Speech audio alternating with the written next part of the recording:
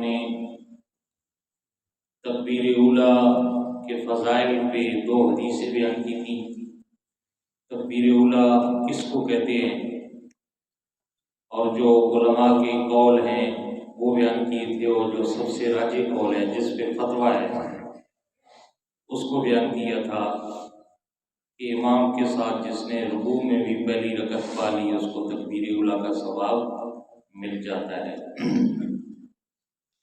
اس کے علاوہ جو میں نے حدیث بیان کی تھی اس کے اندر 2 نجاتوں کا ذکر تھا، ایک آگ سے اور ایک نفاق سے۔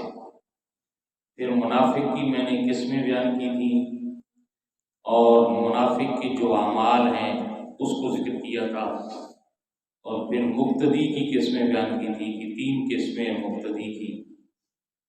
تو آج انشاءاللہ فضائل جو تکبیر اولیٰ کے ہیں اس میں چند روایات اور چند بزرگان دین کا جو عمل رہا ہے اس پہ اس کا ذکر مختصر کروں گا، برکت کے لیے آپ سماعت فرما لیں۔ حضرت ابو ہریرہ سے روایت ہے کہ امام الانبیاء صلی اللہ علیہ وسلم نے فرمایا ہر چیز کی ایک عمدگی ہوتی ہے اور نماز کی عمدگی تکبیر اولیٰ ہے۔ ٹھیک ہے جی، ہر چیز کا ایک حسن ہوتا ہے۔ مثلا انسان کا سب سے زیادہ حسن جو ہے اس کے چہرے پہ یہاں ہوتا ہے۔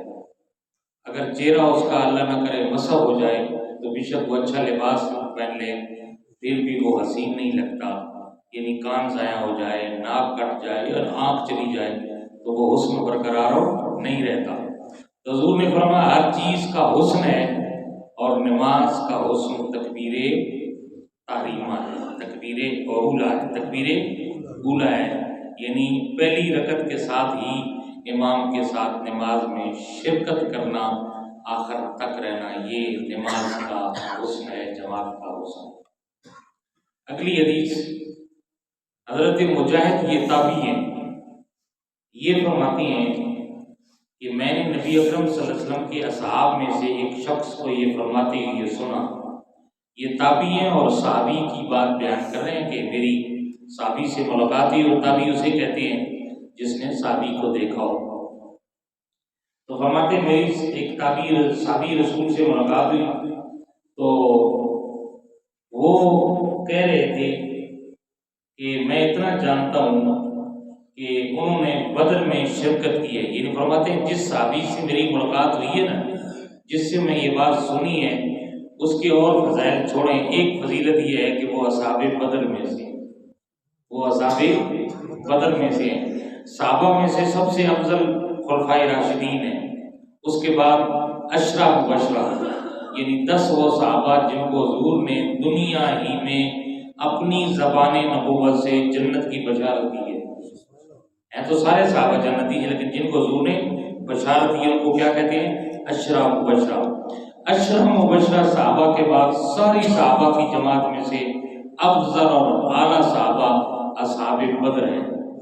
کیا ہیں؟ اصحاب بدر ہیں، جنہوں نے بدر کے میدان میں حضور کے ساتھ شرکت کی تھی اور حق اور باطل کی پہلی جنگ میں حصہ لیا تھا اور اسلام کے علم کو بلند کیا تھا۔ اس لیے امیر المومنین سیدنا ابو بکر کا جب زمانہ آیا نا تو آپ نے اعلان کر دیا تھا کہ جتنے اصحاب بدر ہیں آج کے بعد وہ کسی جنگ میں نہیں جائیں گے، صرف مدینہ میں رہیں گے، وہ میرے نبی کی نشانیاں ہیں، ہم ان کی زیارت کریں گے، صرف ان کو دیکھیں گے، بس وہ اصحاب بدر ہیں۔ ٹھیک ہے نا جی؟ تو یہ اصحاب بدر کا مقام ہے۔ وہ فرماتے ہیں جس صحابی سے میری ملاقات ہوئی ہے وہ اصحاب بدر میں سے ہیں۔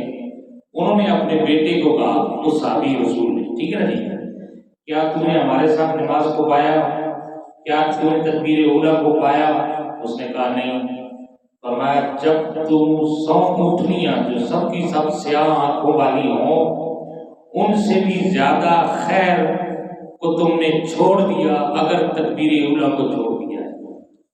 یعنی کیا مانا کہ 100 اونٹنیاں جن کی آنکھیں سفید ہوں، یہ عرب میں سب سے زیادہ حسین اونٹنیاں گنی جاتی ہیں۔ ٹھیک ہے نا جی؟ فرماتے ہیں وہ 100 اونٹنیاں بھی اگر صدقہ کر دو نا اس میں اتنی خیر نہیں ہے جتنی خیر تکبیر اولیٰ کے ساتھ نماز پڑھنے میں ہے، جتنا ثواب ہو تکبیر اولیٰ کے ساتھ نماز پڑھنے میں ہے، اتنا 100 اونٹنیاں جو ہے اگر تو صدقہ کر دے تو وہ خیر تجھے ملے گی نہیں جتنی خیر تجھے تکبیر اولا کے ساتھ نماز پڑھنے میں ملے گی. یہ صحابی کہتے ہیں. تیسری حدیث حضرت ابو ہریرہ فرماتے ہیں کہ جو شخص جب جماعت کے لیے مسجد کی طرف چلا اور یہ خوف کرتی ہوئی چلا کہ کہیں مجھ سے تکبیر تحریمہ نہ رہ جائے، یعنی گھر سے چلا نہ جی اور اس کو پتہ نہیں ہے جماعت ہو گئی ہے کہ نہیں، اس خوف سے یار کہیں تکبیر تحریمہ اولا نہ رہ جائے اور تکبیر تحریمہ نہ رہ جائے، اولا نہ رہ جائے، تو پھر وہ چلا یہاں تک کہ اس نے آ کر تکبیر اولا کو پا لیا، یعنی امام کے ساتھ پہلی جماعت کو پا لیا، تو حضور نے فرمایا میرا رب اس خوف کی وجہ سے اس کو جنت میں داخل کروا دے گا. یعنی گھر سے چلا جانا اس خوف سے کہ مجھ سے کہیں تکبیر اولا نہ رہ جائے، اور پھر آ کر اس نے پا لیا تو حضور نے فرمایا اللہ اس خوف کی وجہ سے، اس شوق کی وجہ سے اس کو جنت عطا فرمائے گا. اور امام الانبیاء صلی اللہ علیہ وسلم نے فرمایا جس بندے نے تکبیر اولا کو فوت کر دیا جان بوجھ کے، کوئی عذر بھی نہیں ہے، تو وہ 1 سال بھی عمل کرتا رہے نا وہ ثواب اس کو نہیں ملتا جو تکبیر اولا کے ساتھ نماز پڑھنے میں ملتا ہے. ہمیں اس کی پرواہ ہی نہیں ہے، بس جماعت مل جائے گی چاہے قیدی میں آخری قیدی میں مل جائے، بس ہم نے جماعت کو پانا ہے. اور اذان ہوتی ہے بیٹھے رہتے ہیں کام کاج کرتے رہتے ہیں. تو میں نے اسے بھی کہا تھا کہ یہ دنیا کی مصروفیت نہیں ختم ہوتی، قبر تک اسی دن ختم ہوگی جس سے دھوکہ ہو جائے گا کہ فلاں بن فلاں دنیا سے چلا گیا. دنیا کی مصروفیت ختم ہو نہیں ہوتی، اس لیے وقت نکالنا پڑتا ہے. تو جب اذان ہو جائے سارے کام کاج مسلمان کی اعلیٰ علامت و نشانی یہ ہے کہ وہ چھوڑ کر مسجد میں آ جائے اور تکبیر اولا کے ساتھ نماز کا اہتمام کرے. ایک گزرا کہ لذی بات ہے، لیکن روز ایک بندہ جو ہے وہ اپنی روش بنا لے، ایک جو ہے طریقہ کار بنا لے کہ گھر سے تب چلنا ہے کہ جب 2 رکعتیں ہو جائیں یا آ کر آنا ہے آخری قیدے میں مل جائے. ایسا نہیں ہونا چاہیے.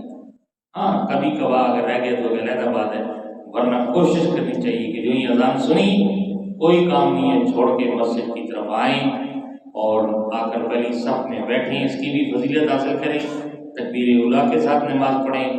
جتنی دیر مسجد کے انتظار میں بیٹھیں گے یہ بھی عبادت ہے. میرے آقا نے فرمایا کل قیامت والے دن 7 بندوں کو اللہ کے عرش کے سائے کے نیچے جگہ عطا کی جائے گی، جبکہ رب کے عرش کے سائے کے علاوہ کوئی اور سایہ نہیں ہوگا قیامت والے دن. حضور نے فرمایا ایک ان میں سے وہ خوش نصیب ہے جس کا دل مسجد میں لگا رہتا ہے، جس کا دل مسجد میں لگا رہتا ہے، جو نماز کے انتظار میں بیٹھتا ہے وہ خوش نصیبی ان لوگوں میں شامل ہے. اس لیے ہمیں کوشش کرنی چاہیے. اگلی حدیث سنیں. حضرت انس فرماتے ہیں کہ نبی اکرم صلی اللہ علیہ وسلم کے اصحاب ایک جگہ جمع ہوئی. اب صحابہ کی سنیں بات. اور ایک صحابی کہنے لگے کہ اگر میری تکبیر اولا فوت ہو جائے نا تو 50 بکریاں بھی میں صدقہ کرنے سے یہ زیادہ اس کو زیادہ فضیلت دیتا ہوں کہ میں تکبیر اولا کو پالوں.